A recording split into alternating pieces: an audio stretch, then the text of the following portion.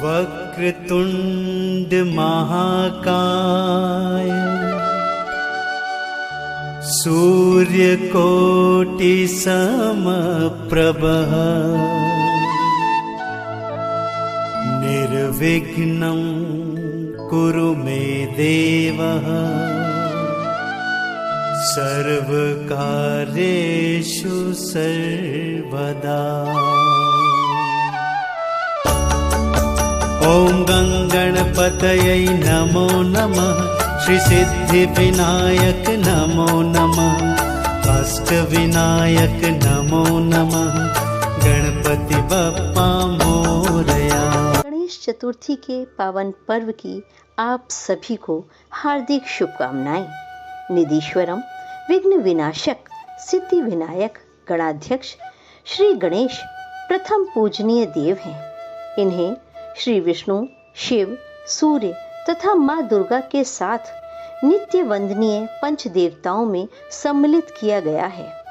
रुद्रप्रिय गौरी सुत वरद विनायक का जन्मोत्सव भाद्र मास के शुक्ल पक्ष की चतुर्थी को गणेश चतुर्थी के रूप में मनाया जाता है।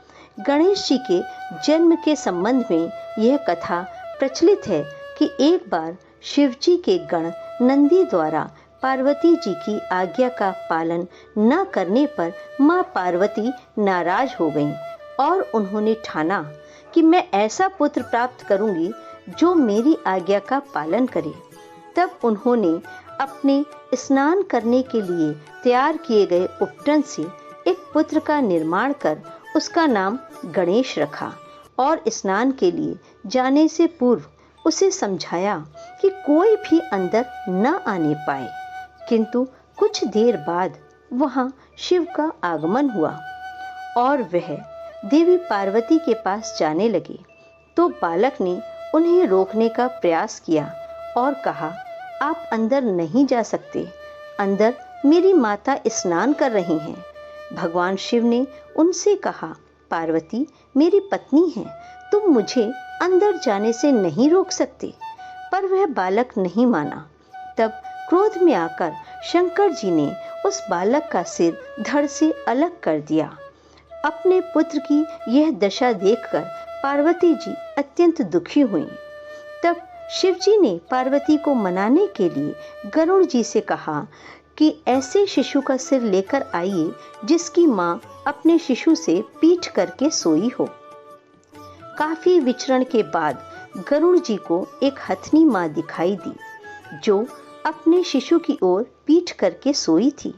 गरुड़ जी उस शिशु हाथी का सिर ले आए जिसे लगाकर शंकर जी ने गणेश जी को पुनर्जीवित किया और इस प्रकार गणेश गजानन बन गए जो सर्व पूज्य हैं। यह भी माना जाता है कि भाद्रपद शुक्ल पक्ष चतुर्थी के दिन ही महर्षि वेद व्यास ने महाभारत कथा का वाचन प्रारंभ किया था, जिसे लगातार 10 दिनों तक गणेश जी ने लिखा था। भारत के दक्षिण और पश्चिम राज्यों में गणेशोत्सव की विशेष धूमधाम रहती है। भारत में जब पेशवाओं का राज्य था तब भी सवाई माधवराव पेशवा के शासनकाल में पूना में उनके राजमहल शनिवार वाड़ा में भव्य गणेशोत्सव का आयोजन होता था। किंतु जब अंग्रेजों ने आक्रमण कर पेशवाओं के राज्य पर अधिकार कर लिया और विभिन्न प्रकार के प्रतिबंध लगाए जाने लगे, तब इस त्योहार की चमक फीकी पड़ गई। लोगों में धर्म के प्रति उदासीनता देखकर उस समय के महान क्रांतिकारी जननेता लोकमान्य तिलक ने हिंदुओं को संगठित करने के उद्देश्य से पुणे में सन 1893 में सार्वजनिक गणेशोत्सव का प्रारंभ किया। तिलक ने गणेशोत्सव को आजादी की लड़ाई के लिए प्रभावशाली साधन बनाया। इस संबंध में तिलक ने पुणे में एक सभा का आयोजन किया जिसमें यह तय किया गया कि भाद्रपद शुक्ल चतुर्थी से भाद्रपद शुक्ल चतुर्दशी तक गणेशोत्सव मनाया जाए। 10 दिनों के इस धार्मिक उत्सव में हिंदुओं को एकत्र करने के साथ साथ आजाद करने की योजनाओं पर भी विचार किया जाता था। तब से गणेशोत्सव 10 दिन तक मनाया जाने लगा और शनै शनै भारत के सभी प्रांतों में श्रद्धालुओं द्वारा गणेशोत्सव का आयोजन किया जाने लगा। इस दिन भक्तजन अपने घरों में, देवालयों में श्री गणेश की प्रतिमा प्रतिस्थापित करते हैं।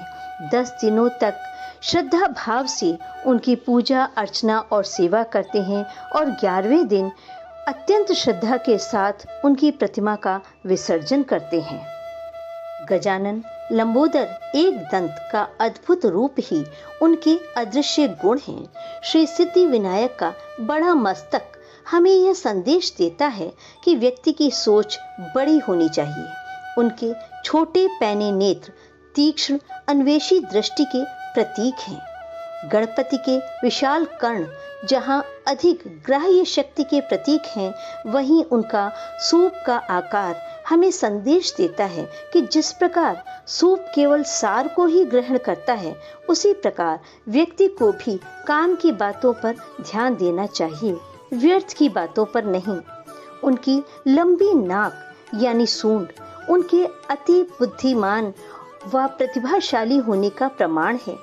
इसीलिए उन्हें ज्ञान और विद्या का देवता भी कहा जाता है। साथ ही लंबी नाक का आशय सम्मानित और प्रतिष्ठित होने से भी है। उनकी 4 भुजाएं चारों दिशाओं में सर्वव्यापकता की प्रतीक हैं और मनुष्य को क्रियाशील रहने का संदेश देती हैं।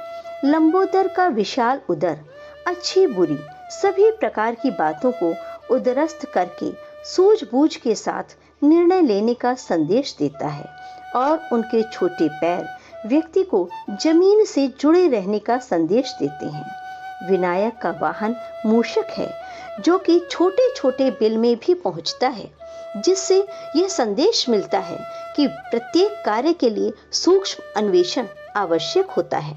साथ ही चंचल मूषक पर सवारी कर सिद्धि विनायक यह संदेश देते हैं कि जीवन में सिद्धि प्राप्ति के लिए मानव को अपनी चंचलता पर नियंत्रण रखना चाहिए। अपने इन्हीं गुणों के कारण प्रथम पूजनीय गणपति आदि देव हैं, जिनकी आराधना करके हम जीवन में सुख, समृद्धि व सफलता की प्राप्ति करते हैं। गणेश चतुर्थी हमारे लिए आध्यात्मिक एवं लौकिक संदेश देती हुई प्रतिवर्ष नए उत्साह, नई प्रेरणा और नए संकल्प का मार्ग प्रशस्त करती है। हमें संगठित होकर भारतीय संस्कृति का अनुसरण करते हुए इस पावन पर्व को हर्षोल्लास से मनाना चाहिए।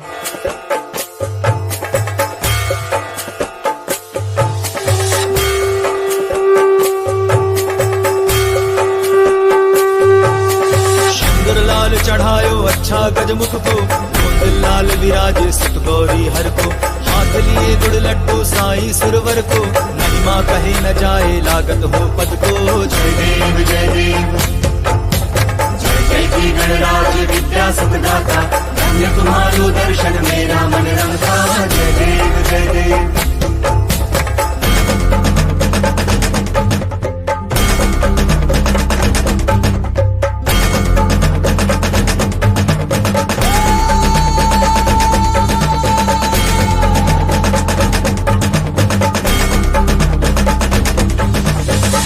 भक्ति से कोई शरणागत आवे, संकट संपत्ति सब ही भरपूर पावे। ऐसे तुम महाराज मोको अति भावे, मौसावी नंदन निश दिन गुण गावे। जय देव जय देव जय जय जी गणराज विद्या सुखदाता, धन्य तुम्हारो दर्शन मेरा मन रमता। जय देव जय देव